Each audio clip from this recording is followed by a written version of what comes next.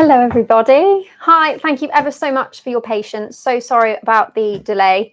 Our technical team have been working really hard to get us up and running.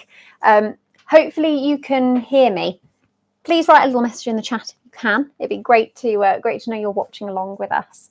My name is Alice. I'm a home economist at Smeg. And I'm Zara. I'm also a home economist at Smeg.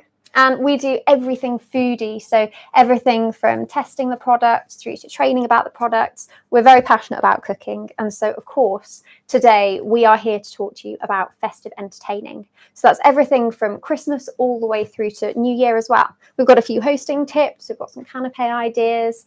We're moving away from most of the classics. I have got a turkey here, you might notice, but we're going to do some slightly different recipes today. If you are interested in the classics, we do actually have a previous live stream, I think from last year, don't we? Yeah, this time last year. Yeah, where we've got, the classic roasties and lots of different options for cooking at Christmas. So we are, I don't know if you knew, but we are an Italian brand, which is why we're so passionate about food. We do the most amazing selection of appliances, from ovens, range cookers, of course, our fridges, and beautiful selection of small appliances too. So we're going to be showcasing lots of different appliances today whilst we cook some delicious food for entertaining and hosting. Great. So we also have a little giveaway, don't we? We do. So one of the products that we're actually using today, one of the recipes, we will be giving away at the end of the live stream. So do keep on the live and make sure you're staying tuned to the very end, and we will pick our winner. So someone on the live today will be winning a small appliance. And it will be used for something quite fun at the end as well. So as Zara said, please do keep watching. Yeah. So we're going to get started. I'm going to get the thing that's taking longest to cook into the oven, and that is my turkey. So I've got a turkey crown here. So this for most families, I think, is a bit smaller than definitely what I'm used to. I have a big family at home, and we usually have a really large turkey. But this is just an example for what you can do in one of our ovens and how long it would take to cook. So this one feeds 3 to 4 people. It's just under 2 kilograms, and this is a crown. Now, a crown is a great idea if you're not a big fan of wastage, you just want to get straight to the good stuff. Although if you do have a whole turkey, it's ideal for chopping off the bits that you don't want and using them either in a stock, or you can even use it to make your gravy as well. So that's something I really love to do. I love a homemade gravy. She loves the homemade. I do. She's the queen of gravy. Oh, thank you. What a title. So I'm going to get this into the oven. So I'm using here the Smeg Omni Chef oven.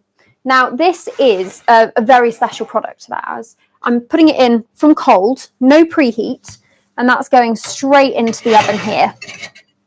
And I'm going to shut the door. Now, this oven is an oven, it's a steam oven, and it's a microwave all in one. It's a world first for us. It's very, very exciting. We love cooking with this because it not only speeds up cooking time, but it also means that we get beautiful quality food, which is more enhanced in a way, especially because of the addition of steam. So I'm actually going to use an automatic program to set this up. So I'm selecting off my beautiful digital menu my turkey, and I'm going to put this in 1.8 kilos, and it says it's going to take 35 minutes. So if I press play here, I've loaded it with water through this little spout here. It takes it in, and it's just going to cook using the microwaves for speed, the steam to regenerate that moisture that's lost from microwave cooking, and then it's also using oven technology as well, and that will create a beautiful crisp skin but a really lovely juicy tender meat of the turkey. And how long would that turkey usually take in a standard oven? Oh gosh, wow, we normally do a really big roast dinner every year for our company, don't we? We have many turkeys cooking, and a lot of the time we've had to be in very, very early to get them in the oven. They can take anywhere, for the large ones, anywhere from about 5-6 hours. Whereas this one, being this size, I'd probably say this would take a maximum of 2 hours in a standard oven, but just 35 minutes cooked through with a beautiful crispy skin and lovely juicy interior. And no preheat time. No preheat time, yeah, absolutely. Now, if you were doing this in your standard oven at home, I would actually recommend flipping it upside down. We like to do a base of stock first in the baking tray. So pop in your vegetable stock or your chicken stock for a really rich flavour. I like to do a trivet of vegetables, flip it so it cooks breast side down, and then halfway through cooking, flip it over. That ensures that it stays really, really nice and juicy, and then finally can crisp at the end. So that's one of my favourite tips for cooking turkey, because I know it can be a little bit of a challenge to get it beautifully nice and tender and juicy without overcooking, because of course that is sometimes a concern at Christmas, cooking things like poultry especially.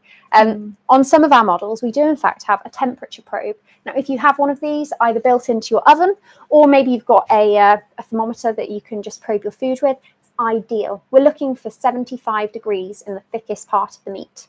And that way you'll get a beautifully cooked turkey without the risk of overcooking or undercooking.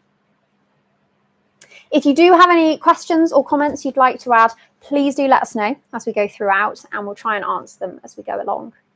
So my turkey's here cooking in the oven now. We're going to leave that be. It's going to do its thing for us. And we have got a couple of other meats that we're going to do today, haven't we? So a brilliant side dish, if you were having turkey, would be sausages. So a lot of people do them at Christmas. A lot of people do pigs in blankets, but we've come up with a different variation that's also brilliant for a canapé. So as you know, this live is also about hosting. So you'll find lots of different tips and tricks that are easy and simple, but also equally delicious.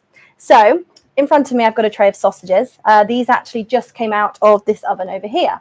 This is our countertop multifunction oven. It's what we call a 10-in-1 oven. It pretty much does everything bar microwave. It's one of my favorite products. It does air fry, it does steam. It combination cooks with steam and conventional heat, which is brilliant if you're doing a Christmas focaccia, or even if you're doing a turkey in an oven like this. Adding the steam in will prevent it from drying out. However, as I said, I did have my sausages in there. You can see that they are slightly cooked already, but I am going to put them back in with a honey mustard glaze. So when you're doing your canapes or your cocktail sausages, make sure to either choose cocktail sausages, so smaller ones, or chipolatas, and then cut them up. You'll then have a really nice, juicy, bite-sized amount. Brilliant for someone to put a little stick into and then take on their way. When it comes to making your glaze, in here I've just got honey and then some whole grain mustard. But if you really wanted to add like depth in the flavour, you could, change it up with the mustard. What mustard did you say you used? I do like a little bit of Dijon because it makes it quite creamy. Yeah. If you're very bold and you like a bit of a kick, dare I say a bit, yeah, English mustard as well really gives it a punch, but I would use quite sparingly because it can be quite surprising if you're not expecting it. Yeah, you can play with the flavours. You can literally add whatever you want to these. One thing I would say, it's really important to cook twice. So we like to do a double cook. So these have had about 12 minutes in our oven back there, and then now I'm adding the glaze, and then I'll just put them in for 3 or 4 minutes. That way the sugar and the honey doesn't burn. The flavour is so much sweeter instead of bitter, and you get the beautiful sticky texture rather than it being quite crispy. So these have always been such a favourite. We've done quite a few canapé events, and every single time we never have enough. Doesn't matter how many we make, we never have enough because they just go down so well. Crowd pleaser. They really are. So I definitely recommend trying. So I will put this back in my oven here.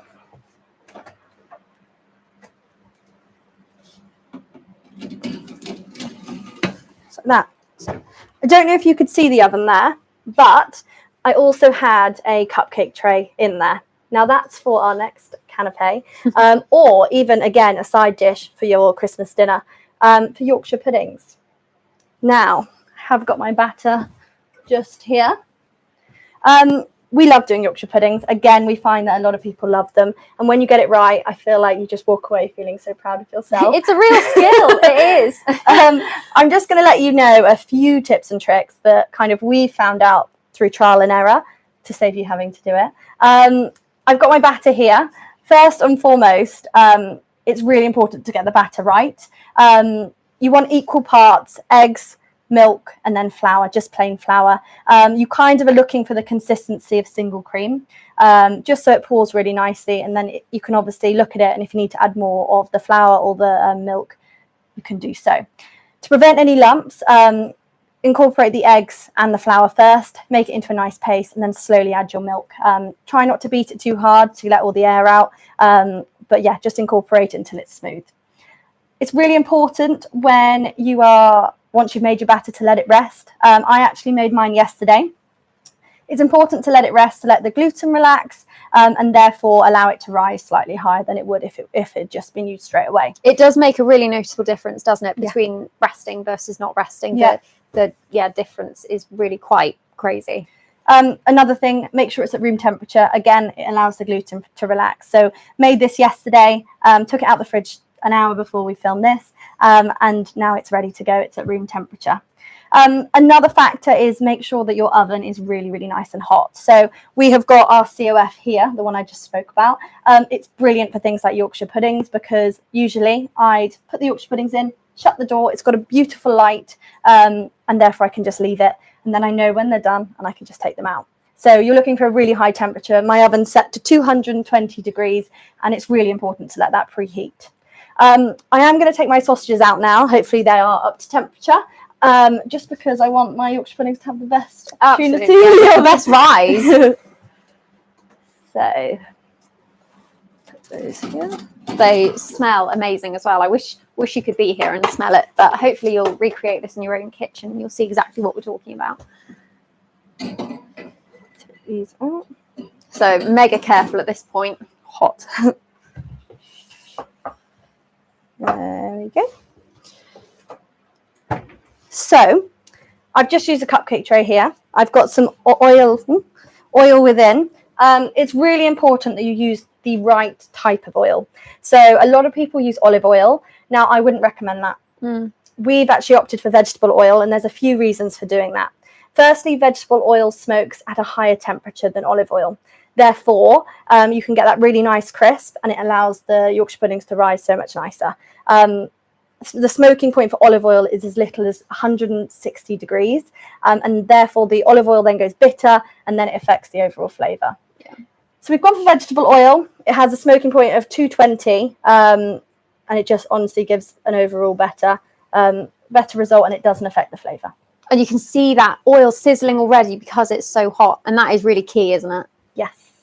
Gosh. So I'm just pouring it in. Another option, if you wanted to turn these into canapes, and we do that often, is having mini cupcake trays, and therefore you can put things like beef in there with horseradish, depends what you're after. Turkey and cranberry if you fancied it.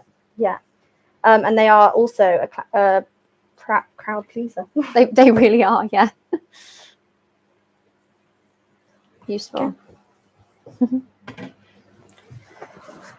So I will now put them in the oven for about 20 minutes, and hopefully you'll be able to see behind us them coming to life.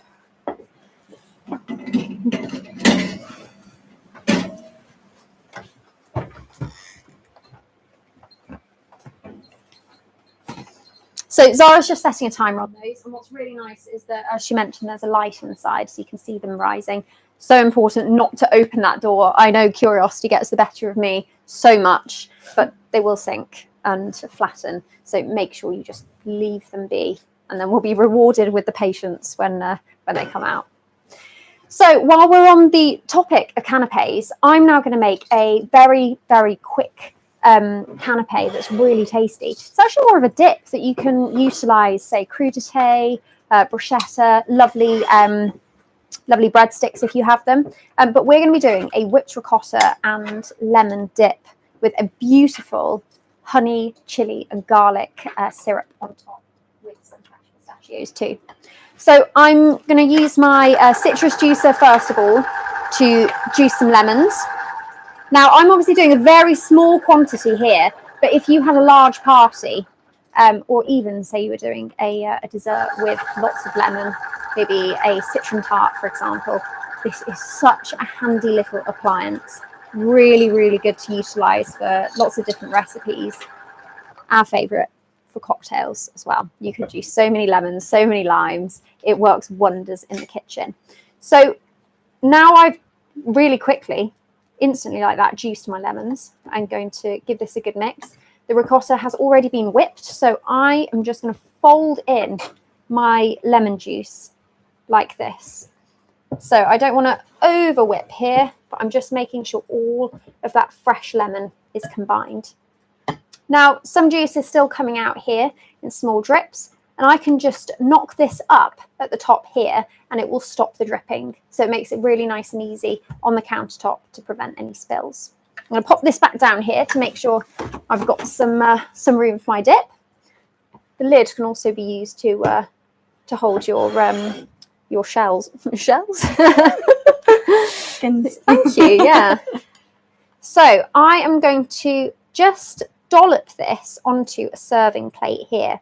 It doesn't need to be fancy at this stage. If you want it to be, it absolutely can be. But I'm going to make a little bit of a spread here just to move it about the plate. And absolutely, if you are using a bigger plate, feel free to make some lovely decorations with it. You can make it as large as you like. But the idea is people can come over, help themselves, use their piece of bread, for example, pita breads, focaccia even if you're making it, and they can dip and go. So next on the list is using some syrups. Now over here on our lovely countertop hob, Zara's been cooking some syrup. Do you want to explain what's in the syrup and how it works with the hob? So this is the PIC, countertop portable induction hob. We will speak about this a little bit more in a minute. But on the hob, we have got that honey glaze that we will be putting over the top of the ricotta. Now to do this, we use light olive oil. It just basically isn't as bitter in flavour when it's heated up, so therefore it focuses all on the ricotta. We've got some chili flakes in there, some garlic as well, and then obviously some honey. So I'm just warming this up just so it's a bit more viscous and ready to pour on top. This is also a brilliant present if you wanted to make a hamper, or even if you wanted to make your homemade honey oils at home. We've got two here that we made yesterday. You've got a garlic one here, and then also a hot honey garlic one as well. Different people like different things. I would recommend storing these in a jar with a lid, giving it a good shake before you serve out, and they're brilliant. They can go on anything, can't they? So yeah, so many different things. We were thinking they could go on different meat dishes. If you had some new potatoes, for example. Zara loves a bit of avocado toast, and how delicious would some lovely hot honey with a bit of garlic be over the top? It's absolutely delicious. Really, really tasty. So it's very versatile. While we're using it for this recipe today, equally, if you do homemade hummus as well, any types of dips, and it's so easy, and it stores really brilliantly as well, so it's a brilliant present to give people because it doesn't need to be kept in the fridge. Absolutely. And this really lovely little countertop hob we've got here is 13 amp, which means you can just plug it into your standard wall socket and it works like a full-sized induction hob. So we've got our 24 centimetre pan on there. You can go from melting chocolate all the way through to boiling water faster than a kettle using this induction hob top here. So it's a really brilliant appliance. It has the addition of a probe as well, should you wish to do anything really snazzy, like sous vide cooking, for example, or searing a steak to that perfect level of doneness. So I'm just going to drizzle this honey syrup over the top of my ricotta lemon dip here. So you can use as much or as little as you like. And of course, depending on how many chili flakes you use as well, will depend on how spicy it is. I think this one could be rather spicy. Zara likes a little bit of spice. So we've got our top there, and I mentioned earlier that we're going to be popping some pistachios on top as well. So I'm going to use our mini version of a blender here, a food processor. This is called our hand blender, and it comes with lots of different attachments. I've got to admit, this is my favourite one. This is a tiny chopping bowl. So it's essentially a mini food processor. I pop my lid on here and I give it a blitz and it chops my nuts like that. It can do herbs, it can do onions, garlic. Onions are a lifesaver. Oh my goodness, instead of crying in the kitchen. Or for me, garlic, when you get it all over your hands and you can't get the smell off, pop it in here and it all comes beautifully chopped. So as easy as that, all done. I actually really like to use it for breadcrumbs. So if I am doing bread sauce, for example, or say you're doing a burger or even some pangrattato on top of pasta, it's a really, really nice way of blitzing something so quickly, because a lot of food processors are quite big, they're very heavy, and they require a lot of washing up. Whereas these, this can all go straight in the dishwasher, including the blade. And in fact, the bottom of this even comes off and acts as a lid. So it's really, really handy. If you were doing something like your onions or your garlic or carrots even, you can just store that straight in the fridge. You can make a dip in there. Yeah. Hummus, for example, and then put it in the fridge. Absolutely. While we're on the topic of dips, we made a really tasty smoked salmon and dill dip the other day in here, because it literally just blitzes up in seconds and you get a beautiful mousse. It's absolutely incredible. Great on a Bellini as a canapé. Really, really nice, yeah. I've even made peanut butter from scratch. All you need are peanuts. That's it. And you let the machine do the rest of the work and it blitzes away for you. And it releases all of the natural oils. So this is by far, I think, my most used kitchen gadget. I think out of all the Smeg appliances that I'm fortunate to own, it's a really wonderful one. We do have 2 more of the attachments just here. So, oh, thank you, Sarah. So the beauty of this is the motor part snaps off like this, and you simply click on, whether you're looking for a whisk or perhaps you like to make soups. Away you go. It's really, really nice and easy to store away, but so fun to use as well. It's lightweight, minimal equipment, and the majority of it is dishwasher safe. This, for example, can pop off and go straight in the dishwasher, which is my favourite thing to hear. So I love something that's dishwasher safe. So lots of really lovely options for when we're cooking in the kitchen to make our life just that little bit easier. So here is our whipped ricotta dip with our honey syrup and our chopped pistachios on top as well there. So another canapé, we really are giving all of our tips and tricks for hosting. A really easy one is a mushroom tartlet. We have got some mushroom here on the hob. We've just used chestnut mushrooms, chopped them up really finely. We've added a bit of garlic, and then we've added some creme fraiche as well. So we've just allowed them to sit on the hob. Mushroom is a real sponge. It likes to soak in all sorts of flavours. So when you've got the garlic in there, you can really taste it. Salt and pepper. You can add whatever you like, really. You could even go crazy and add cranberries, things like that, to make it slightly more festive. Ours is just more basic, just because we absolutely love it. And it can be used and frozen, and used in all sorts of different things. I mean, you could even put that in pasta, really, because it's such a lovely base, I would say. It's the mushrooms, cream, parsley, garlic. When we were making a beef Wellington the other day, we actually put this mixture into the blender that Alice just used, and it was a brilliant coat ready to put the duxelle. It had that extra flavour. It was so tasty. Yes. However, here I will be putting them into our pastry cases that you can see here. We have pre-bought these just for ease and just to show you how easy it is to whip up a canapé if you've got guests coming over last minute. You can pre-make these yourself using those little cupcake cases, that the tins that I spoke about earlier for the Yorkshire puddings. Use short crust pastry, bake it blind, and then add your filling and pop it in for a few more minutes. Really nice and easy. You could make your own pastry, or you could buy. Absolutely. I think, even the ready rolled shop bought pastry is so nice and easy to do. And if you've got specific cupcake molds, they fit beautifully in there. So you can adapt them depending on how large you'd like the canapé to be. Or it could even be a starter as a tartlet if you fancied it. Yes, we also realised you can really, create lots of different flavours with this dish by adding things like truffle mayonnaise on the top. Now that was Zara's favourite, so she was very excited about that. You can do all sorts, and you can also use different creams in with the mushrooms. So I don't know if anybody's a fan of boursin, but they do lots of different flavoured boursins, and adding that in, you can get lots of different elements of flavour within the mushroom. So I think around this time of year, especially that phase in between Christmas and New Year, we all tend to have a bit of extra cheese knocking about, from that cheese platter that perhaps wasn't finished. So I know I often have boursin in the fridge, so this would be a perfect example of when to use it. But equally, adding some beautiful parmesan into the mushrooms would go really well. I also saw someone adding white wine in just to create. That would be delicious. And if you're not a fan of alcohol, or you don't have any, you can actually just use a little bit of white wine vinegar to add that little bit of a kick to it too. Yes. So. And just as a reminder, if you do keep watching until the end, we do have a giveaway today. So we will be making something very festive at the end of this live. And with that appliance, somebody watching today will be able to have it sent in the post to them. So very exciting. So please do stick around for that. While Zara's finishing off these, I'm going to get my my stand mixer out, something I'm going to show you a little bit later, because we are eventually going to move on to a dessert idea as well.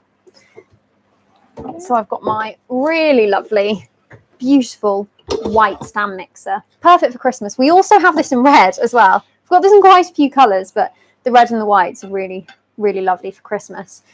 And while I am talking about our small appliances, I believe with our small appliances, there is the option to have these before Christmas by the 21st of December. Thank you. So you can still get them delivered before then. And I believe that the large appliances is up to the 16th of December to have guaranteed delivery before Christmas. So if you are struggling for any gift ideas, now is the time, or up until the 21st. So it gives you lots of time to play with. There we go. Beautiful. There they are. So nice and easy. Didn't take long at all. If you're not into mushrooms, because I know that not everybody are, you can literally fill these with whatever you like. We often do shallots. What else could you do? We have done caramelized red onion tartlets with goat's cheese. Even cheddar. one. Even Cheddar as well. Yeah. Nice and easy. It's one of those, I think, where you can use up what you have in the fridge if you're just looking for something quick, which is why these pre-bought were so nice. But equally, as I say, if you have the pastry at home, you can absolutely do that as well. So, another canapé, we really are bringing out all the canapés, is a wreath. So, a bruschetta wreath. This is kind of a bit of a twist on your traditional bruschetta. We say in England, bruschetta. We are an Italian brand, so I should be saying bruschetta. But here is just an example. So we have been using the same blender that Alice showed earlier. Is there any way you could get me my canapé? Of course. Thank you. Absolutely. And I don't know if you can see this, but we've got an avocado cream, and then we've got smoked salmon and dill. I know that salmon is quite a festive kind of canapé. A lot of people love it around Christmas, so it would be wrong for us not to include it. This is really nice and easy, and it looks really festive as well. You can buy the crostinis, or you can make them yourself. I actually bought the par-baked baguettes, and then I chopped it before I put them in the oven, and they give a really nice texture and finish at the end. I just coated them in a bit of olive oil. You can even add garlic and things like that at that point, but it is really nice and easy. So hopefully you can see that. If you didn't want to make a wreath, I will also just show you how to do this canapé. Here is our avocado mixture. In here I blended some ricotta, some avocado, and then also some dill and some lemon juice as well. So hopefully you can see that colour there. It just adds something slightly different and a bit healthier as well if you're looking for kind of an alternative canapé. And then I will just put my salmon on, and then you simply garnish with a bit of dill. Really nice and easy, and a brilliant canapé if you're in a rush and you just need something quick. You can even buy avocado that's pre-done, guacamole, put it on there, and you get a really delicious canapé that takes no time at all.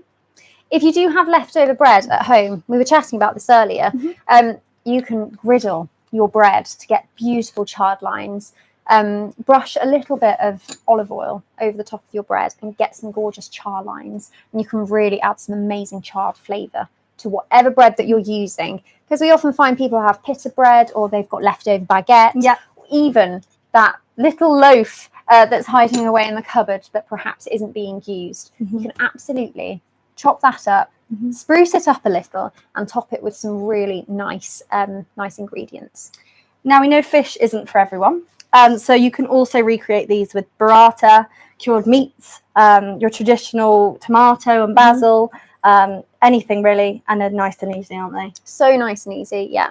And it's really, really versatile. So if you do have anybody that perhaps is vegan or vegetarian, it's so possible to take off that top layer of salmon, and it's still a really tasty canapé on its own too. Yeah. And a nice breakfast idea, I think. Yeah. I don't know about you, but I love a Christmas breakfast. And I think this would be so tasty. Fresh loaf of sourdough, perhaps, and you can pop some avocado on top and smoked salmon. I think that sounds like a lovely Christmas breakfast. And while we're on the topic, the same with the sausages. I think if you do these larger sausages, they're a lovely addition to a meal too. So everything that we say here, while we're doing them in a mini format, they can absolutely be expanded to main meals too. So Out your way. thank you very much. So I'm now going to move on to something a little bit sweet. Would you mind plugging that in for me? Thank you so much. So I'm going to be doing a meringue tree for you next. So I've got my lovely stand mixer here, and I'm just going to grab my cream. And we are doing flavoured cream today, so I'm doing vanilla cream. So I'm using double cream and simply adding in a little dash of vanilla, which I love. So in it goes.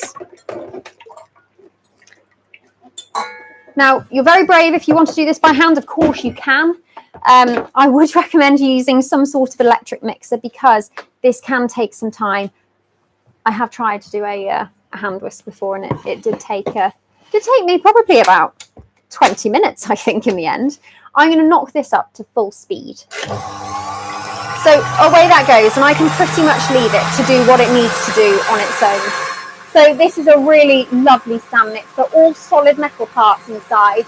It can whisk, it can knead, it can beat, and of course it can make things like breads, pizza doughs, cookies, the works. So at the moment we have remaining stock in the white and the red. So get it quickly before Christmas with that Christmas delivery. If you have got any foodies in your life as well, this little section at the front comes off, and this turns into an attachment port. So in here you can add things like pasta rollers, pasta cutters. You can add slicing attachments if you like to do coleslaw, for example. We even have a meat grinding attachment if you want to make your own burgers or sausages. And in the bowl, we also have the option to add an ice cream attachment too, so you can churn your very own ice cream. Very Italian of us. So Italian of us, yeah, because you can make your own sorbets, dairy-free things. It's a really lovely option to have. Now, that actually went much quicker than I expected it to here. So we've got our cream like that. beautifully whipped. So I'm going to tap that off, and I'm ready to go. So, thank you very much. So I'm going to grab the base of my meringue, and we're going to start layering. Now, I've got a few elements of this. We are going to have a bit of height involved. So I've got some berries for some colour, and this is in the style of pavlova, so it should be really nice and soft. Sorry to interrupt. Oh, Sarah, the Yorkshire queen. So as you can see, they've risen really beautifully. And if you were having mini ones of these, obviously do take into consideration they won't take as long. Really nice and easy. You can now fill these with different pieces of meat, give them out as canapes, or they're ready to go for your Christmas dinner. They're also brilliant to freeze. So do these the day before or the week before. Pop them in, rewarm them for about 10 minutes. You're then not going to worry about your oven space. They'll rise. They won't not rise. They just need to be heated through. That is such a good tip about freezing, because I think on Christmas Day you have so many different things to be thinking about, and even a standard Sunday roast. I think, you know, your mind's in so many places, you've got so much to do, so many components of a meal, and this is a really lovely way of being able to take something off your plate and just get it done earlier. So onto our festive tree. So this is a bit of a pavlova recipe. So whilst it's crispy on the outside, we've got really lovely, soft, chewy parts on the inside too. So because there is going to be a lot of cream throughout this, I'm doing quite a thin layer. And on every layer, I am going to dot some berries around. Now, one really nice festive tip is if you like a bit of decorative, I'll say pizzazz on here, we can actually sugar dust our berries. We're going to be using some simple syrup later for a drink that we've got to show you, which is just equal parts sugar and water. Now, if you dunk your berries into some simple syrup first and then coat them in granulated sugar, you get the most beautiful, almost like frosted berries. It's such a lovely piece for a dinner party. And if you are hosting, I'd really recommend giving it a try. So here we go, the moment of truth when I start layering up. So I've got here my separate layers. So going slightly down in size, I have used different pieces of crockery essentially to create different circles. So a wide base of a bowl to create the largest, getting slightly smaller. I did with a pencil. And I made my meringue and then I piped. So you might see a couple of different patterns because I was playing around a little bit. You were having far too much fun with this. I was, quite frankly. I really enjoy it. Now, this is something that I would recommend making in advance because it does take a bit of time. I would say the work involved is quite minimal in the sense that once the mixing is done, it takes probably about 20 minutes all in all. After that, you pop it in the oven. It cooks for an hour and then you leave it alone. So you turn the oven off. You leave it untouched for over 3 hours to make sure it doesn't crack and you get those really beautiful, that kind of crunchy outside, soft, squidgy inside. You could use all different types of fruits, couldn't you, Alice? Yeah, oh gosh, yeah. I'm using berries today, and I'm doing this as a tree, but you could absolutely do this in the summer with strawberries and cream if you fancy doing it too. I think who doesn't love a pavlova tree? It's also nice to bring the different colours in. It is, completely. And if you do have any berries or even other fruits knocking about, say you've got some mango or passion fruit, that would be beautiful on there too. So I'm going in with my next layer here. So on we go. And then this will be reasonably tall. So the way I'd recommend serving this is probably taking small chunks as you go around. Or if you fancy being a little bit adventurous, people can come in with their spoons, if you're close family, perhaps. So another layer, and I'll pop a few berries in here, but you can be really creative, and this is a really nice one for children to get involved with as well. Whilst you do have to be delicate with the layering because these are very fragile, it's such a lovely one for them to get involved with the piping of it, and also the decorating part. It's a lot of fun, adding the berries, adding the cream. And it means that you can be really, really adventurous. That's right, thank you. So I'm just, as I'm going up, I'm doing less spreading of the cream and a little bit more dolloping. So again, I'm coming in with the berries here. Now, if you wanted to, you could dust the whole thing with icing sugar as well to make it look like it's kind of a wintry scene, which I think is lovely. Or drizzle over some lovely syrups and sauces too. Pop my next one on top. This looks so delicious. It's making me hungry with all this food. Well, it's a really nice simple one because in the meringue mixture, it's just egg whites and sugar. I do use a little bit of white wine vinegar and corn flour, and it means that we get a really lovely glossy finish.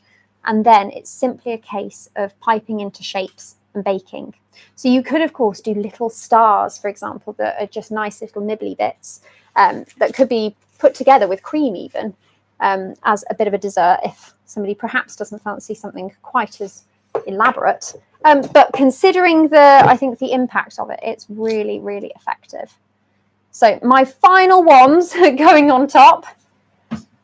I think also, if you perhaps don't have the time, you could absolutely use shop-bought meringues as well, should you wish. Of course, you wouldn't necessarily get the correct sizes, but you could layer them up and have a really nice,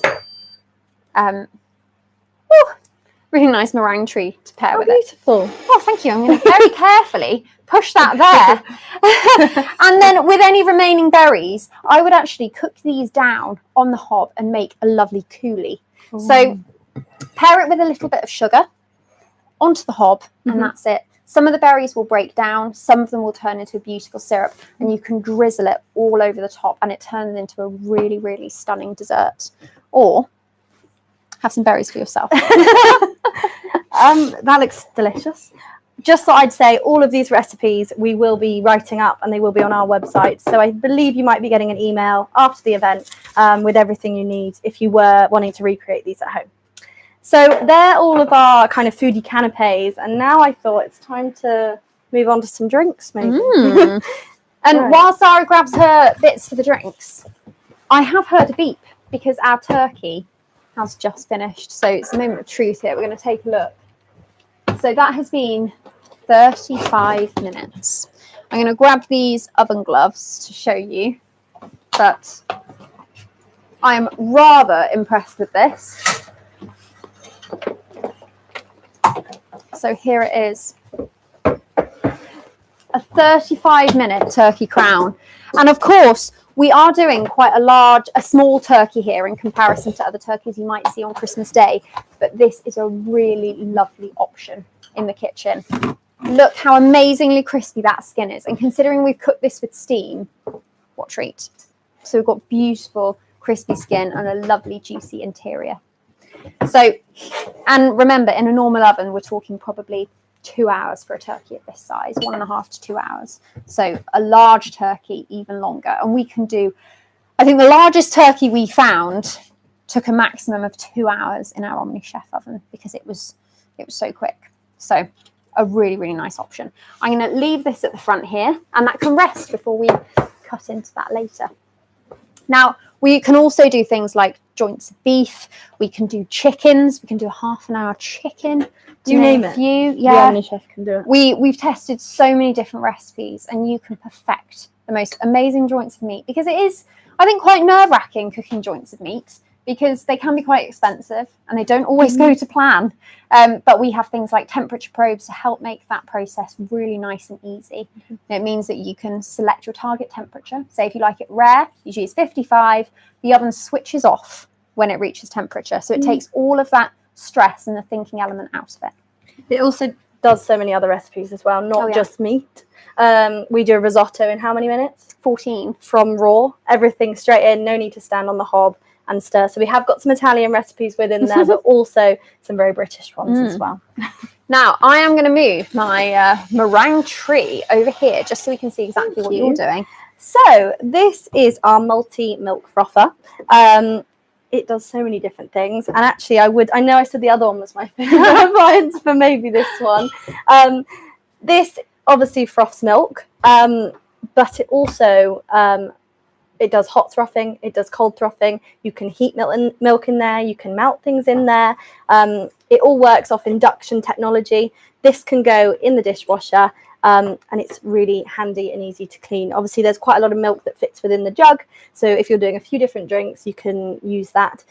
It's also just really delicate down because of the induction technology. You do custard sometimes in here, don't you? I have done. I've made creme brulee before, and I kind of struggle to do it on the hob because you have to watch it so carefully. But you can actually get the perfect temperature of custard for a creme brulee in here. Yeah, so many different things. Today, I'm actually going to be showing you how to do an espresso martini.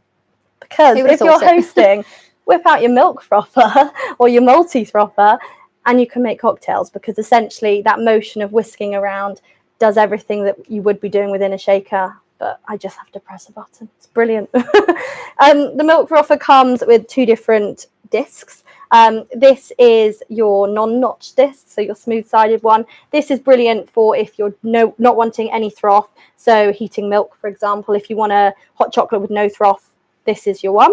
And then this, if you want any froth, and it does heat as well. So these shouldn't be used at the same time, but they do just store magnetically into the base of the frother.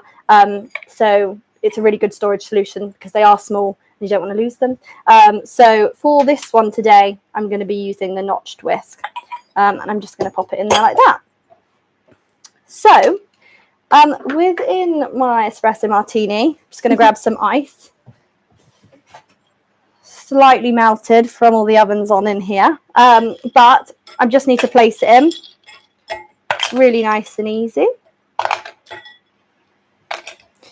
Now this is quite alcohol heavy, but there are non-alcoholic alternatives, aren't there, Alice? Oh, there certainly are. So as Zara said, we are using a selection, starting with Kahlua.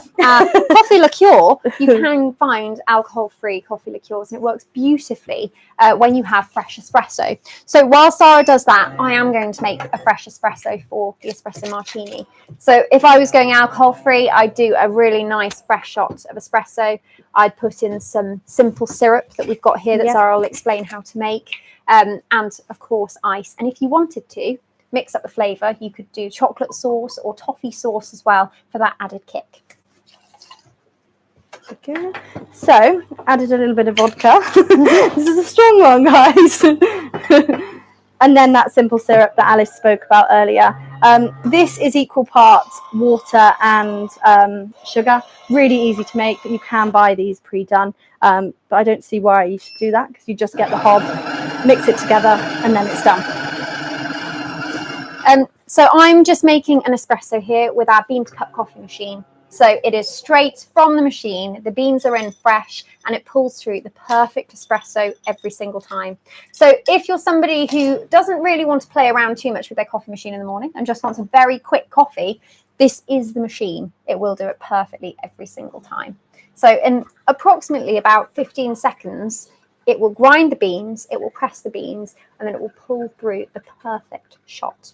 So that's pulling through the shot for me now, and I know it's going to be rich, it's going to be beautiful, and have a lovely nutmeg caramel coloured crema on top. You can see it already. There you go. Yeah. So I'll get this here, and we don't have to worry about putting it hot straight into the milk frother, because of course we do have ice in there as well. If you wanted to let it cool, by all means. There we go. So this frother comes with a lid, and then I don't know if you saw, but actually it has a measuring cap as well. This can be used for all sorts. If you're measuring different powders to melt into hot chocolate, or even flake chocolate, it gives a really nice velvety finish with the melting technology within there. But also it's brilliant for adding your shots of alcohol. So it does have your single and your double shot measurements if you needed them. As you saw, I wasn't paying too much attention to them. I think that's the nice part about it, especially around the festive season, because you can just play around with your drinks, can't you? Yes. So on the dial here, there are lots of different options. We have a dedicated hot chocolate option. We have cold froth options with different types of foam, so a less dense and a more dense foam. And then you have just a melting option with the hot foams and the cold foams, literally everything. And then there is also a manual mode as well. I'm going to go for a cold option with a bit of froth. So it is just whirring within there and giving a good old mix. And I don't have to do anything. And my favourite part is everything on this is dishwasher safe. So straight after making your drinks, done. I believe for our Christmas party, someone might be making a few of these martinis. So hopefully we can get one of those. Perhaps. But nice and easy within the frother. I think that's probably good to go. Lovely. Turn that off. As you saw, it literally took no time at all. And then I am just going to pour through the sieve so we don't get any of the ice. Beautiful. Wow. Over here. And I know Zara does have some fresh coffee beans as well to do a lovely little garnish on top. So authentic. There was one New Year where I was making espresso martinis on demand, and it's so quick without the need for a shaker. You can simply pop everything in, press play, and you're done in about 10 seconds. So really, really nice and easy. So next up on our drinks list is actually going to be something really nice and simple. It's a hot chocolate. And I am using a different type of milk frother because we have two. We have the multi-milk frother that Zara just showed with many different programs. If you fancy something a little more compact, we've got this beauty. This is our mini milk frother.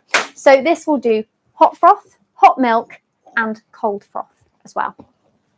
So I'm going to grab this over here. My meringue tree has decided to take a tumble. And with this, I'm simply going to pour in a little bit of milk. So within here, there are guides as to how much milk you can pour in, depending on whether you're just heating or whether you're frothing. So I've popped in a little there, and I am then going to start the froth. So it's simply a case of pressing the button and allowing it to do the work. So I'm then going to pour in just a touch of milk into here. Do you by any chance have a little spoon over there I could use, Zara? And the reason I do this is to make a bit of a paste. So if ever you've made a hot chocolate and it goes a little bit lumpy with your chocolate powder, my best advice is to make a paste first, thank you, and then pour it straight in. So I've added a little bit of milk, and this is basically just going to make a nice chocolatey sauce. And here I can then carefully pour it into the side. And I say carefully because I don't go directly over the motor or the whisk, so I don't clog it up. But it's a great way of adding in some really lovely flavours. Because of course you can do this with things like hot chocolate. If you've ever used hot chocolate powders, it's a lovely option to get a foamy milkshake, because of course there's the cold foam setting. If you like a cold brew coffee or an iced coffee, it's a really lovely way of doing that as well. So I'm adding this in here. You can add as much or as little as you like. This is just a standard chocolate powder. But if you did want to use finely shaved chocolate, you can absolutely do so as well. And I'm very pleased to say this milk frother is a really lovely gift because it comes in at just under £100. So it's a lovely, lovely gifting option, especially if you're thinking, what do I get for that person who seems to have everything? If they love a coffee or a hot chocolate after work, even things like matcha, this is a great option. Now, I have done a plain hot chocolate here, but we do have a little something up our sleeve, don't we, to add to it. So I am going to make this an adult hot chocolate. Thank you, Zara. So we do have a little bit of Irish cream to add into it as well. So I'm going to pour that in. Depends how generous you fancy being. And I'm just going to go directly into my glass. Oh my goodness, that looks Look at the so foam. delicious. Look at the foam on top of there. And then you can top with whipped cream if you like. You can add marshmallows as I'm doing here. You can add flakes of chocolate. But what a lovely treat for even a child. This would be so amazing. Without the Baileys. Without the Baileys, absolutely. But what a lovely gift to give somebody, either as that coffee lover or as somebody who really just loves a foamy hot drink. It goes brilliantly with our bean to cup machine or any of our espresso machines, especially if you don't want to froth your own milk. You can have them literally going at the same time. The cold foam goes brilliantly with our cold brew machine as well. It does, yeah, because it's quite difficult to find somewhere that you can get foamed cold milk. A lot of people struggle with that, and the handheld machines are quite difficult to achieve that. So this is a lovely way of doing so. A lot of people have to use a hot frothing wand to create the foam and then kind of let it cool down, whereas here you're getting it instantly and no need to add any heat.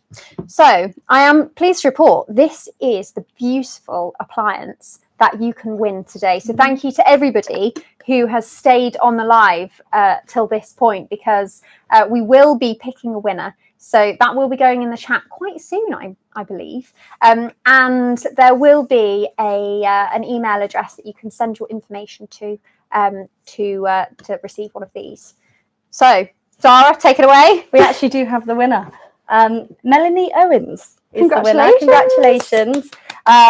You've won yourself a milk frother. Yeah, so if you would like any more information on how to use this or any of the appliances we've discussed today, we've got a selection of YouTube videos that go in depth into how to use them, the benefits of them, how to clean them. Absolutely. Boring but essential. So we've covered it. Yeah. If you do have any questions at this point, please do let us know. And Melanie, please do look out for the email address in the chat for you to send your information to. Thank you ever so much for joining us. We've loved having you.